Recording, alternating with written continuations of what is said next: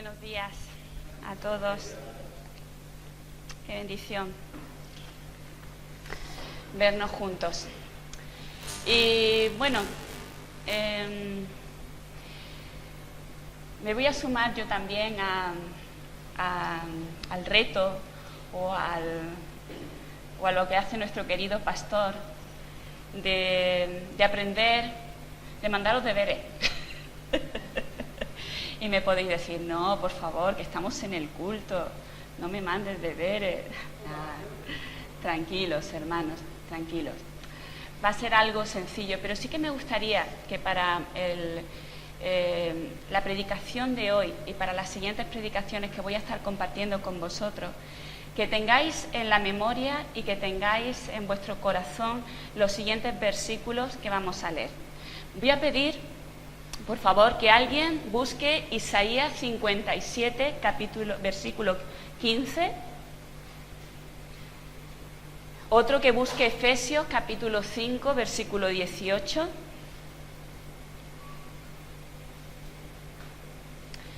Y otro que busque segunda de Timoteo capítulo 1, versículo 6. Repito, Isaías 57, 15, Efesios 5, 18, segunda de Timoteo 1, 6. Vamos a poner de nuevo este tiempo delante del Señor. Señor amado, queremos venir delante de tu presencia, Señor, háblanos conforme a tu palabra, Señor. Yo he visto, Señor, que ya lo has estado haciendo desde que hemos comenzado el culto, Señor. Y queremos, Señor, seguir escuchando tu voz. Queremos seguir, Señor, viendo lo que tú tienes preparado para cada uno de nosotros. Padre, habla tú, Señor. Nosotros escuchamos. Bendito sea tu santo nombre. Amén. Muy bien, con voz fuerte. Isaías capítulo 57, versículo 15. ¿Quién lo tiene? Venga, Yolanda, ponte de pie y lo vas a leer fuerte. Porque así dijo el alto y sublime, el que habita en la eternidad, cuyo nombre es santo. Yo habito en la tierra y la santidad y con el quebrantado y humilde de espíritu para hacer vivir. Él es el espíritu de los humildes y para vivificar el corazón de los quebrantados. Amén. Gloria al Señor. Así dice el santo y sublime, el que habita en la eternidad, el que dice que habita con el espíritu humilde y hace vivir el espíritu del quebrantado. Bueno, yo lo he resumido un poquito, pero quiero que lo aprendáis, este versículo. El siguiente, Efesios capítulo 5, versículo 18. No os embriaguéis con vino, en lo cual hay disolución, antes bien sed llenos del Espíritu. Muy bien. No os embriaguéis con vino, en lo cual hay disolución. Eso no sirve para nada, sino que antes bien, que es lo que dice la palabra, sed llenos del Espíritu Santo del Señor. Muy bien, segunda de Timoteo capítulo 1, versículo 6. Por el cual te aconsejo que avives el fuego del don de Dios que está en ti, por la imposición de mis manos. Amén. Pablo diciéndole a Timoteo, por lo cual te aconsejo que avives el don del fuego que está en ti por la imposición de mis manos. ¿De qué estamos hablando, hermanos? Con estos versículos, ¿de qué estamos hablando? ¿Qué es lo que yo quiero que aprendáis con estos versículos? Vamos a hablar acerca del Espíritu Santo. Pero vamos a hablar de ser llenos del Espíritu Santo. Continuamente lo decimos, continuamente lo anhelamos, y es un mandato que dice la palabra del Señor. La palabra del Señor dice, sed lleno del Espíritu Santo. No es un consejo, no es una recomendación, no es algo que si quieres lo haces, no. Es un mandato que dice, sed lleno del Espíritu Santo del Señor. Amén. Vamos a hablar acerca de eso, acerca del avivamiento, acerca de cómo el Señor actúa, porque anhelamos profundamente que el Señor avive nuestros corazones. Vivimos tiempos en el que más o el que menos siempre recibe un azotazo de las circunstancias, de la vida, de lo que Dios permite en nuestra vida. Y necesitamos más que nunca, hermanos, más que nunca, estar bien arraigados en las verdades fundamentales del Señor. en las verdades fundamentales del Señor.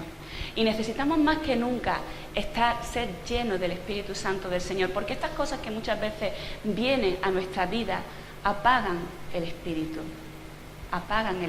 Santo del Señor. Pero el Señor no es esa la voluntad con sus hijos, no es esa la voluntad que el Señor tiene para ti ni para mí. El Señor quiere que continuamente tengamos presente esto en nuestra vida. Ahora vamos a ir a la carta de Efesios, porque vamos a ver Pablo lo que habla a los Efesios en el capítulo 2. Y vamos a leer desde el versículo 13, perdón, capítulo 2 no, capítulo 3.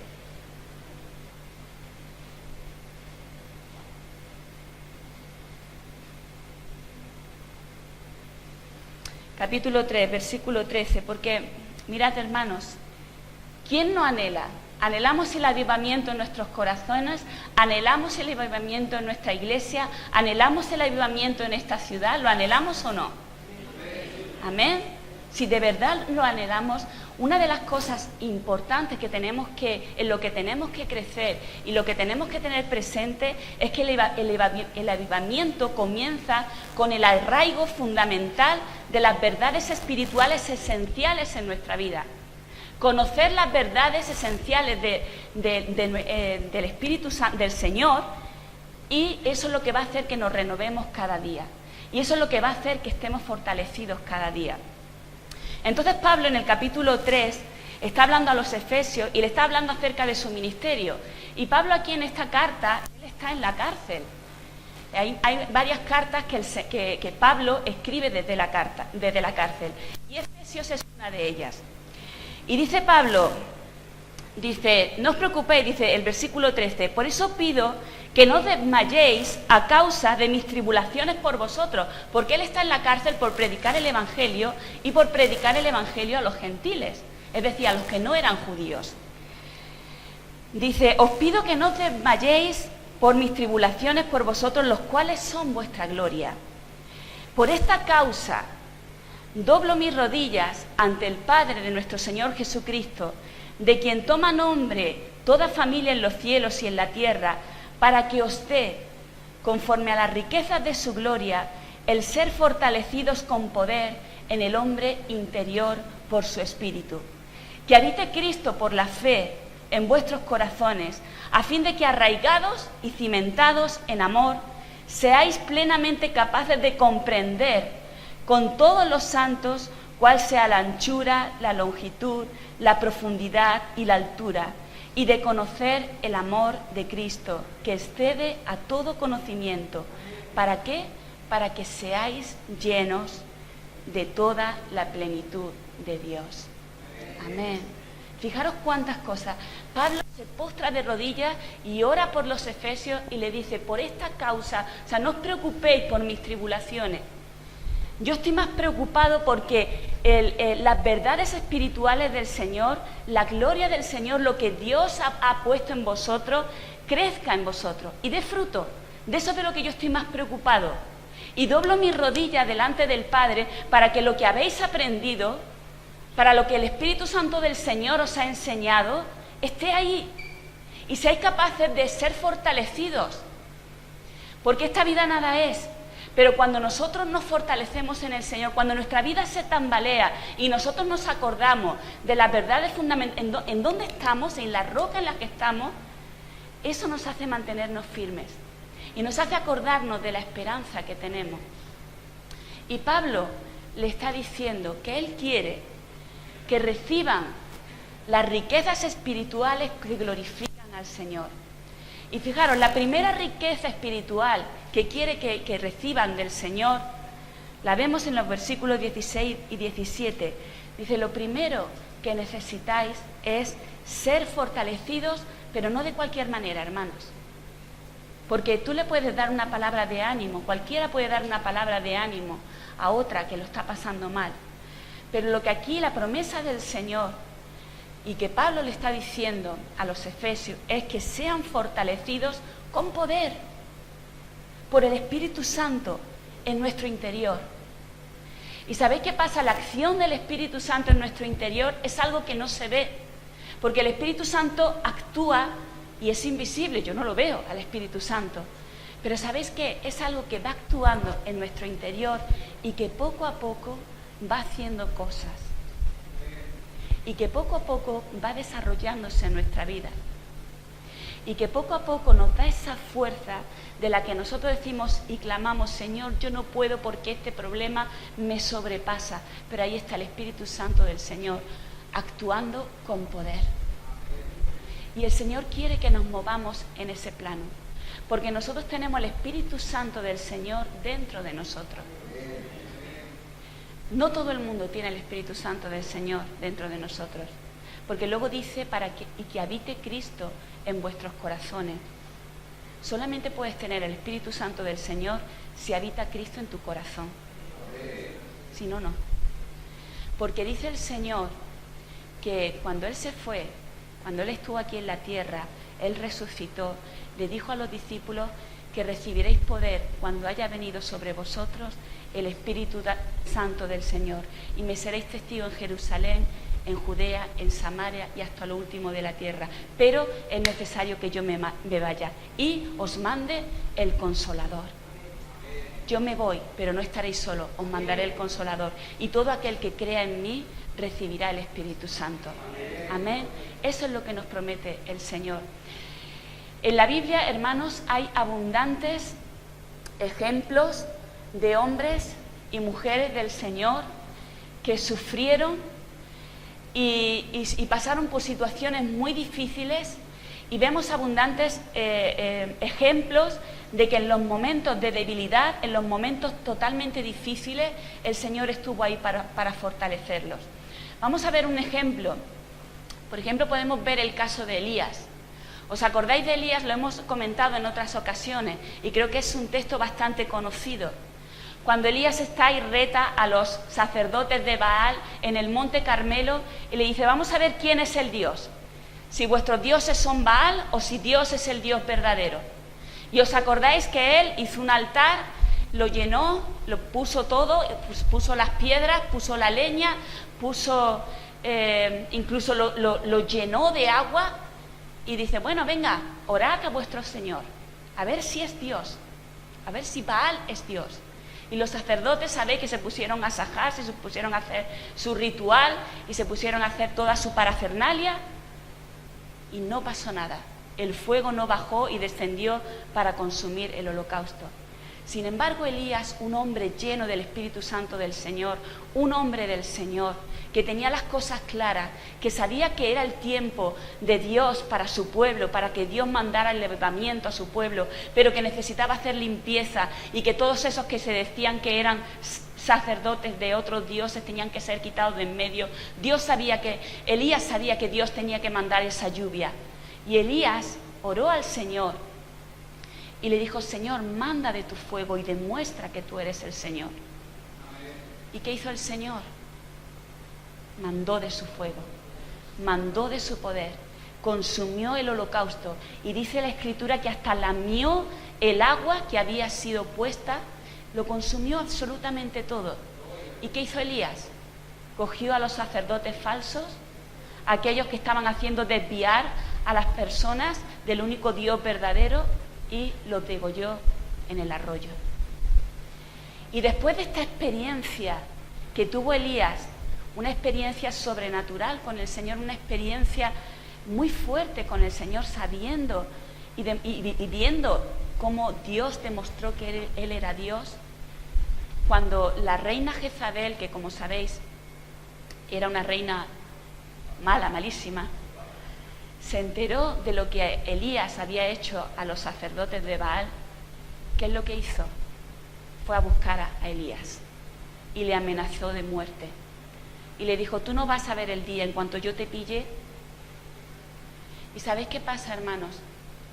Que este mundo, en cuanto alguien se levanta, en cuanto un hijo de Dios se levanta con poder, sabiendo no en su fuerza, no en su poder, sino creyendo en el poder del Señor, viene el enemigo y viene a intimidarte y viene a ponerte mala cara y viene a amenazarte de muerte, literalmente. Porque dice la Escritura que el enemigo está ¿para qué? Viene a matar, a robar y a destruir. Lo sabemos, ¿verdad? Ese es el propósito del enemigo. Y eso es lo que quería hacer Jezabel con Elías, coger y matarlo. Y Elías, cuando supo de que la reina Jezabel venía a matarle, ¿qué es lo que hizo Elías? Se presentó delante de Jezabel y dijo: como he matado a los profetas de Baal, a ti también te voy a matar. ¿Hizo eso? No. Le dio miedo. Le dio miedo. Y es muy humano. Eso pasa. Acababa de hacer algo súper importante. Había confiado en el Señor y Dios había hecho un milagro delante de su presencia y delante de la presencia del pueblo. Y ahora él tenía miedo de una mujer que había dicho que lo iba a matar. Y él cogió y salió huyendo. Y se fue a Berseba. Y dice la palabra del Señor, ese relato lo vemos en Primero de Reyes, capítulo 19. Dice que Elías se fue huyendo de la presencia de Jezabel y que se acostó en un enebro y lo consumió la tristeza, hasta el punto de que le dijo: Señor, por favor, quiero morirme. Señor, por favor, me quiero morir. Acaba con mi vida. Y uno puede decir: pero vamos a ver, ¿cómo es posible este cambio de emociones, esta situación tan... Si ahora mismo acabas de ver el poder del Señor en tu vida, ¿cómo es que ahora estás llorando en el enebro y estás ahora hecho polvo y de esa forma tan deprimido hasta el punto de que te quieren morir? Y hermanos, muchas veces nuestras emociones son así. Y la palabra del Señor nos muestra todo. Nos muestra nuestro lado humano, nos muestra nuestras debilidades, porque en el poder del Señor se perfecciona en nuestra debilidad y nos hace ver que las cosas grandes que Dios hace no es porque nosotros seamos ni mejores, ni más guapos, ni más sabios, ni más valientes, no. Nos hace ver que las cosas que suceden son por el poder del Espíritu Santo del Señor. Es Dios el que actúa cuando nosotros le creemos a Él. Y entonces el Señor, dice la palabra que se le apareció un ángel del Señor y que le dijo: Elías, ¿qué haces aquí? Come, toma. Y le puso comida. Dice el versículo que el ángel del Señor le dio a comer comida, ¿no? Y dice: levántate y come. Y Elías dijo: bueno, pues él cogió, se levantó, comió, pero dice la palabra que se volvió a acostar. Y el ángel del Señor le tuvo que volver a despertar otra vez y le dijo: Elías, levántate y come. Y dice la palabra del Señor, y esto es muy importante, hermanos, dice la palabra del Señor que Elías, fortalecido por aquella comida, anduvo 40 días y 40 noches hasta Horeb, el monte de Dios. El Señor lo fortaleció con esa comida. Luego después vamos a volver a Elías. Hay otras partes de la palabra del Señor que nos enseña acerca de la fortaleza que Dios da a sus siervos. Por ejemplo, tenemos también el ejemplo de Daniel, que estaba, dice la palabra, la Escritura, que estaba afligido. En el capítulo 10, versículo 18-19, dice que él llevaba 3 semanas afligido. Y dice que aquel que tenía semejanza de hombre tuvo una visión, porque Daniel estaba viendo lo que iba a acontecer y tuvo una visión muy fuerte. Y su espíritu estaba angustiado, su espíritu estaba cargado por estas cosas que él estaba sintiendo y por estas cosas que él estaba viendo. Y dice la palabra del Señor que aquel que tenía semejanza de hombre me tocó otra vez y me fortaleció y me dijo: muy amado, no temas, la paz sea contigo, esfuérzate y aliéntate. Y mientras él me hablaba, dice, recobré las fuerzas y dije: hable mi Señor, porque me has fortalecido. Gloria al Señor. Hermanos, ¿qué dijo Jesús? Jesús dijo: no solamente de pan vivirá el hombre, sino de toda palabra que sale de la boca de Dios. ¿Cómo nos fortalecemos? ¿Cómo nos fortalecemos en nuestra vida? con la palabra del Señor, con el aliento del Señor, con ese toque del Señor cuando nosotros vamos a su presencia y lo buscamos. El Señor tiene promesas también en el Evangelio de Juan. El Señor nos prometió, si alguno tiene sed, venga a mí y beba. Y el que cree en mí, como dice la Escritura, de su interior va a correr ríos de agua viva. Por lo tanto, la acción del Espíritu Santo en nuestra vida nos fortalece, nos llena. No lo vemos, pero está ahí. El Señor en el momento indicado, en el momento preciso, cuando más lo necesitas, te fortalece y da un toque. Es ese pan de vida que necesitamos, es esa agua de vida que calma nuestra sed. Por eso es tan importante esa intimidad que tenemos que tener con el Señor. Por eso es tan importante, hermanos.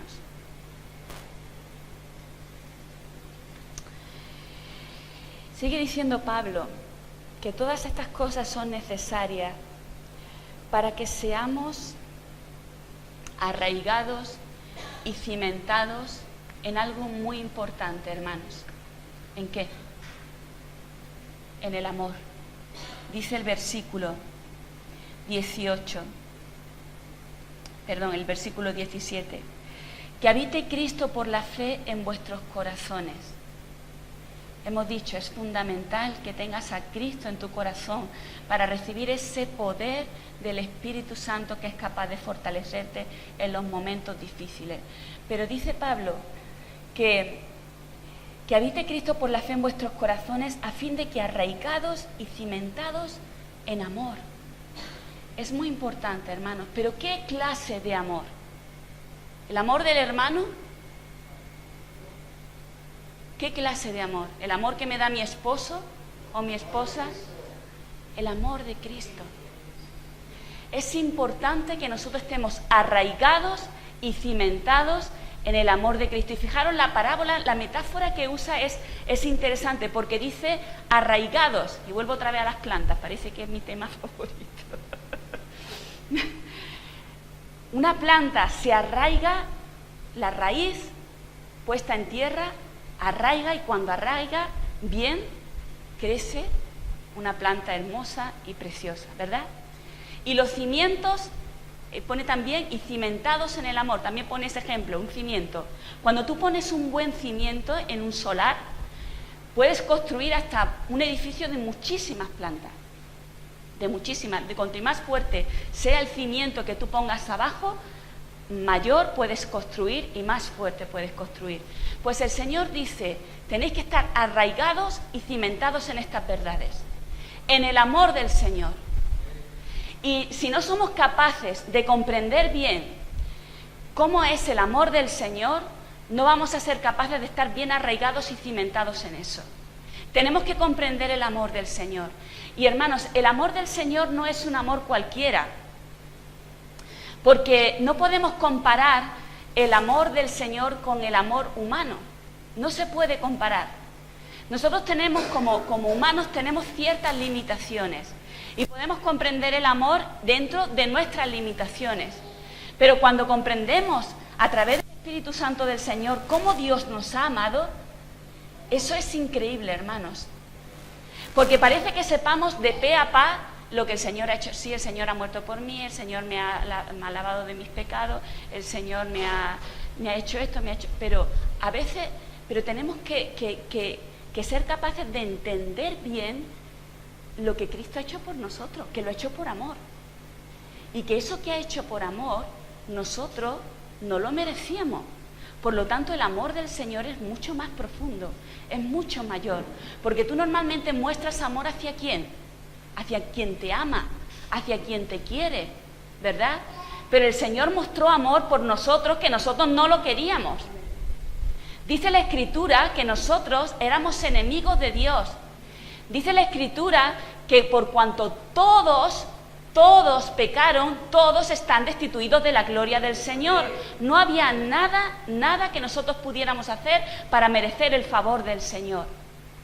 Pero sin embargo, el amor del Señor, que es incomprensible, el amor del Señor, que no se parece en nada al amor humano, es mucho más profundo, el amor del Señor vino a tu vida.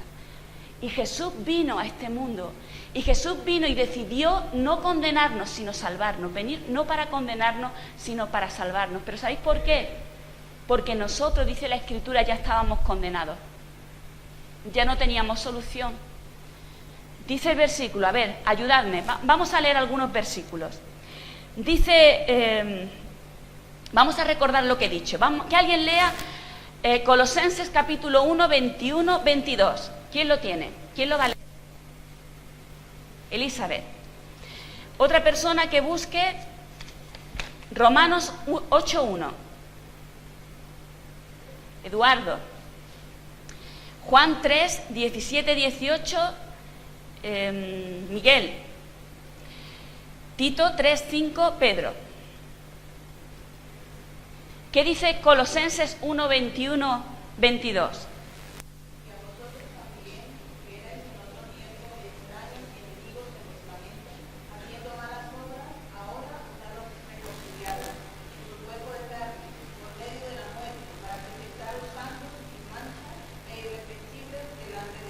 Fijaros lo que el Señor ha hecho. Primero tenemos que darnos cuenta de nuestra condición para entender el amor del Señor. Tenemos que darnos cuenta cómo era nuestra condición para entender el amor del Señor. Dice que en otro tiempo nosotros éramos extraños y enemigos del Señor, haciendo malas obras.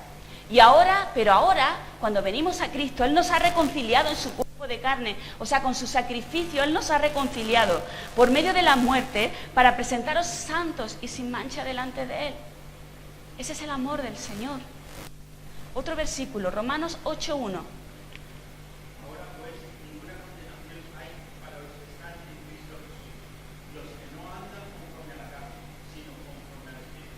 Amén. Ahora pues, ninguna condenación hay para los que están en Cristo Jesús, los que no andan conforme a la carne, sino conforme al Espíritu, los que son del Espíritu, los que han recibido el Espíritu Santo del Señor. Ninguna condenación hay. Nosotros estábamos ya condenados, pero por eso mismo Cristo vino no para condenarnos, sino para salvarnos, para que todo aquel que en Él crea reciba la salvación. Amén. Juan 3, 17, 18, ¿qué dice? Porque no envió Dios a su Hijo al mundo para condenar al mundo, sino para que el mundo sea salvo por Él. El que en Él cree no es condenado, pero el que no cree ya ha sido condenado porque no ha creído en el nombre del unigénito Hijo de Dios. Amén. Lo que estoy diciendo, hermanos, es lo que dice la Escritura. Es lo que dice la Escritura. Dios no envió al mundo a su Hijo para condenar al mundo, sino a que el mundo fuera salvo con Él, por Él. Porque el que cree en Él no es condenado, pero el que no cree ya ha sido condenado. Y Tito 3:5, ¿qué dice?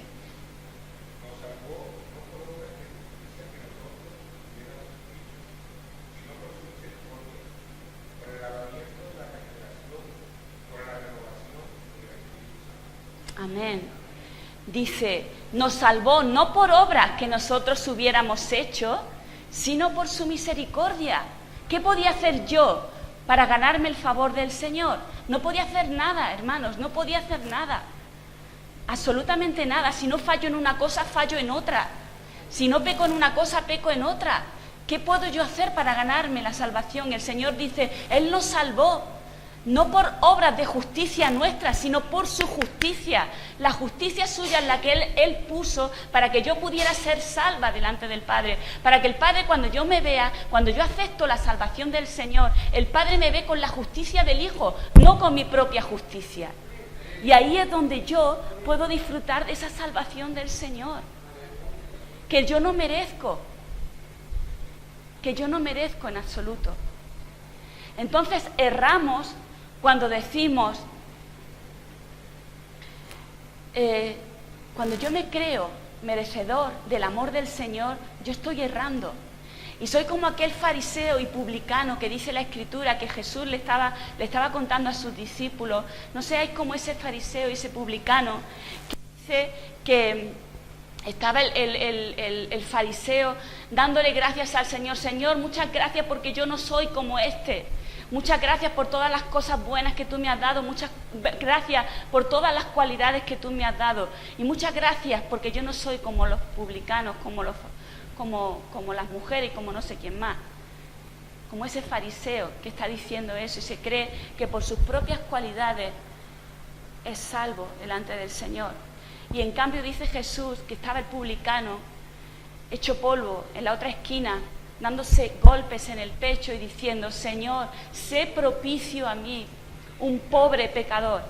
Él sabía que él necesitaba del Señor, él sabía que él necesitaba de la salvación del Señor.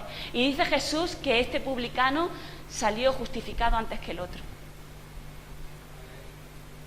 Porque es así, hermanos, es así. Y vemos el mundo que está errado diciendo: bueno, yo es que no hago malas cosas a nadie, yo es que no mato, yo no robo, yo no... Hermanos, eso es una mentira del diablo. Todos necesitamos al Señor, porque el primer mandamiento ya lo dice: amarás al Señor tu Dios sobre todas las cosas. No te harás imágenes ni en lo que está arriba en el cielo, ni abajo en la tierra. No te inclinarás a ellas, ni te postrarás. ¿Cuánto de eso no hay en este mundo? ¿Quién ama al Señor con todo su corazón? Nadie, si no es Dios el que ha puesto ese amor en tu corazón. Si Dios no hace eso en tu corazón, tú no puedes amar al Señor. Por lo tanto, tú lo único que necesitas es arrepentirte de tus pecados y venir al Señor y aceptar esa gracia, porque la gracia es gracia inmerecida, un don, un regalo inmerecido de parte del Señor. Entonces, cuando nosotros entendemos esa gracia, cuando nosotros entendemos ese amor del Señor, lo comprendemos bien y está bien firme y arraigado en nuestros corazones, hermanos, cuando viene la tempestad y nos tambaleamos, como nuestra raíz está ahí, cuando viene el terremoto, como nuestros cimientos son fuertes, porque el Señor los ha puesto ahí, pues entonces puede haber algún destrozo en nuestra vida. Yo no digo que no, alguna hoja se caerá, alguna ventana se romperá, pero el edificio seguirá firme, porque estamos anclados en el Señor. Entonces necesitamos entender las verdades espirituales profundas del Señor. A veces, hermanos, la teología es un rollo, entre comillas. Digo esto, porque a veces nos ponemos a estudiar teología y a veces en el estudio decimos: bueno, ¿y esto yo para qué necesito saberlo? Y es verdad que ciertas palabras a lo mejor son... Pero, hermanos, todo lo que estoy hablando ahora es teología, es conocer a Dios. Todo lo que está en la palabra del Señor, todo es teología, es conocer al Señor. Entonces, si queremos conocer al Señor, tenemos que conocer la palabra del Señor. Y eso es lo que nos va a vivificar, porque mirad, el Espíritu Santo, estamos pidiendo: Señor, aviva nuestros corazones. El Espíritu Santo sin la palabra no puede estar separado, van juntos, porque el Espíritu es la palabra y la palabra es el Espíritu, no se puede separar. Las dos cosas necesitamos ser vivificados en el Espíritu por medio de su palabra. ¿Con qué te vas a vivificar? ¿Con qué vas a llenar tu espíritu? Si no es con el Espíritu Santo del Señor. ¿Y dónde está la palabra de aliento de vida? Aquí, lo que Cristo ha revelado, no lo que se invente cualquier loco por ahí que diga que es palabra de Dios. No, está aquí. Es lo que hace vivificar el Espíritu. No hay otra cosa. Por lo tanto, necesitamos estar firmes, arraigados y anclados en lo que hemos creído.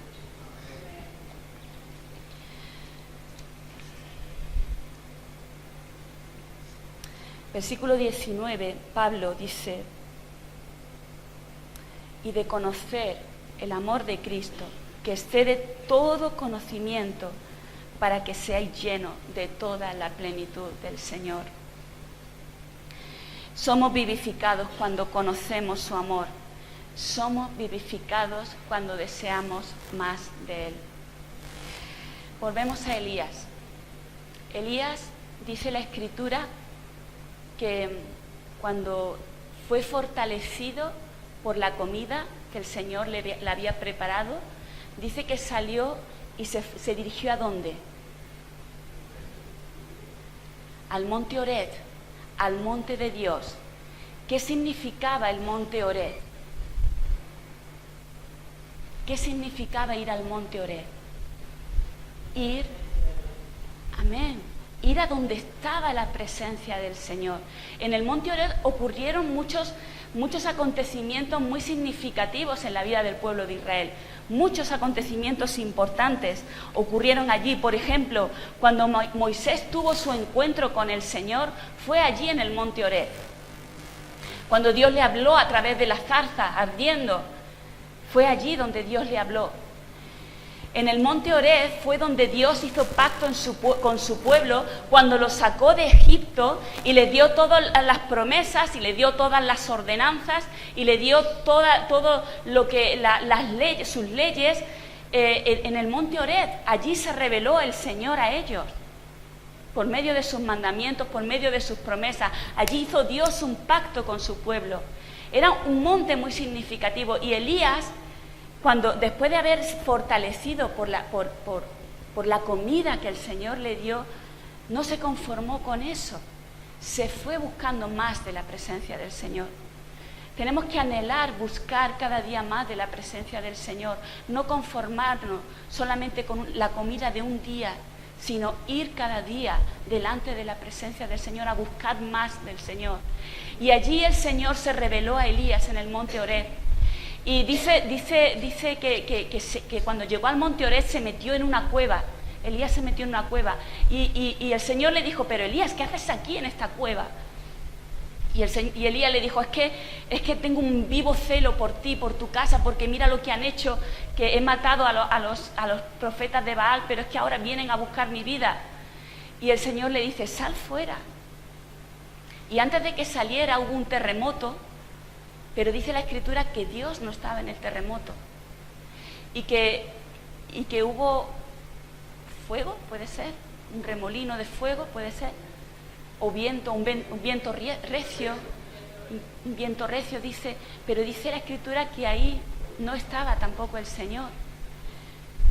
Y cuando escuchó un silbido apacible y delicado, ahí entendió que estaba la presencia del Señor. Y entonces Elías salió y vio que allí estaba el Señor. Y el Señor le dijo, no estés más metido aquí.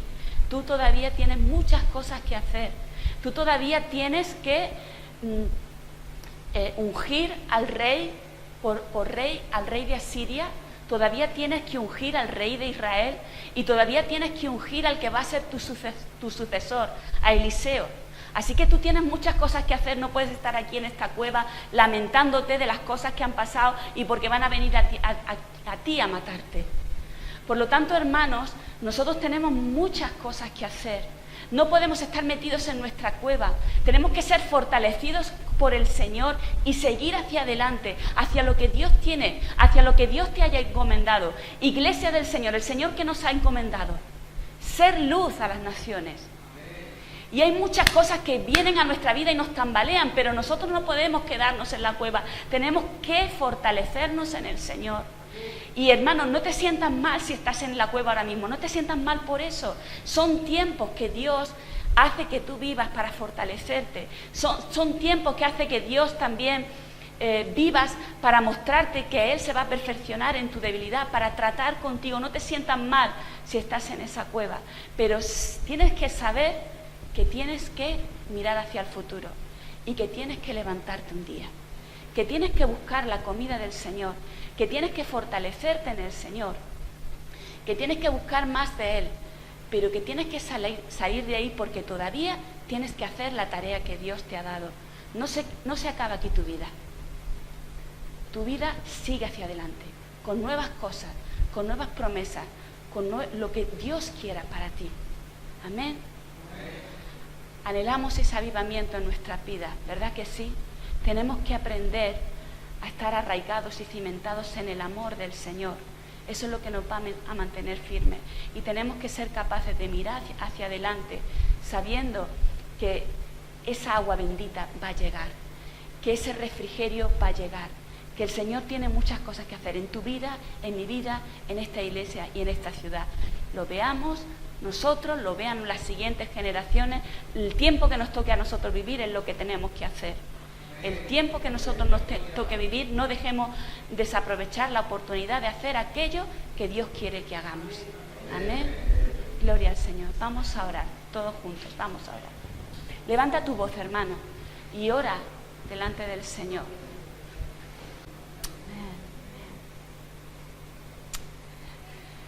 Señor, estamos delante de tu presencia, Señor. Y te pedimos, Señor, que tú nos fortalezcas, Señor.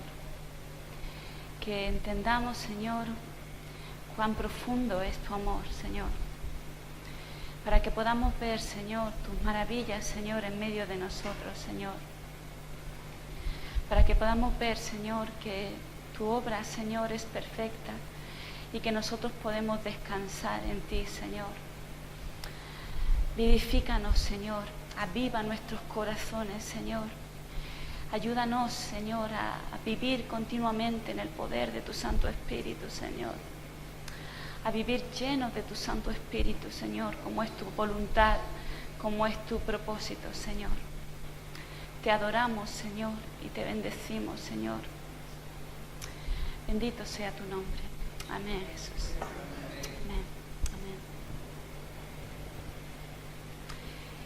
Y aquel que es poderoso para hacer todas las cosas mucho más abundantemente de lo que pedimos o entendemos, según el poder que actúa en nosotros, a Él sea gloria en la Iglesia, en Cristo Jesús, por todas las edades, por los siglos de los siglos. Amén. Amén. Os queda la tarea, hermanos. ¿Habéis tomado nota? Repito los versículos. Lo digo en serio, ¿eh? Isaías 57:15, Efesios 5:18, Segunda de Timoteo 1:6. Solo son 3 versículos importantes de lo que vamos a estar hablando. No voy a predicar otra vez.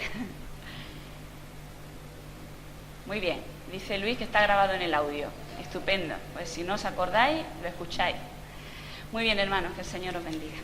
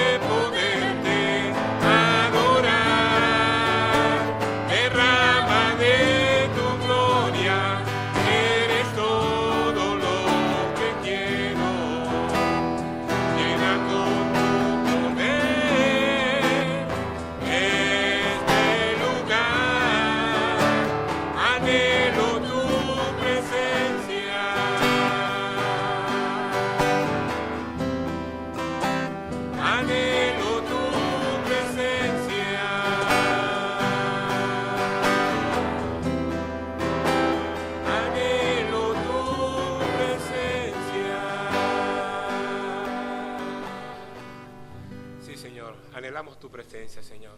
Anhelamos, Padre, que seas tú, Padre, obrando en nuestras vidas, Señor, en nuestros corazones, Señor, llenándonos cada día, Padre, más de ti, Señor. Ayúdanos, Padre, a honrarte, Padre, a glorificar y exaltar tu santo nombre, Padre, cada día en nuestras vidas, Señor. Ayúdanos, Padre, a caminar y a vivir conforme a tu voluntad y conforme a tu propósito, Señor, para la gloria y honra de tu santo nombre, Señor. Gracias por este tiempo, Señor. Gracias, Padre, por tu santa palabra, Señor. Gracias, Padre, por permitirnos estar aquí, Padre, en esta mañana, Señor, adorándote, escuchando tu palabra, Padre. Te bendecimos, te alabamos y glorificamos tu santo nombre, Padre, en el bendito nombre de Cristo Jesús, Señor. Amén, Señor. El Señor nos bendiga, hermano.